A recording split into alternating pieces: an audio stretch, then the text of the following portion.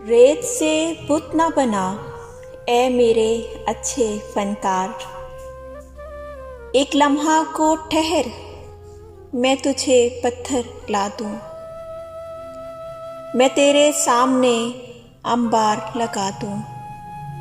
लेकिन कौन से रंग का पत्थर तेरे काम आएगा? सुर्ख पत्थर जिसे दुनिया कहती है बेदिल दुनिया, या वो पथराई हुई आँख का नील पत्थर जिसमें सदियों के तहय्युर के पड़े हों डोरे। क्या तुझे रूह के पत्थर की ज़रूरत होगी जिस पर हक बात भी पत्थर की तरह गिरती है? एक वो पत्थर है जो कहलाता है तहज़ीबे सफ़ेद।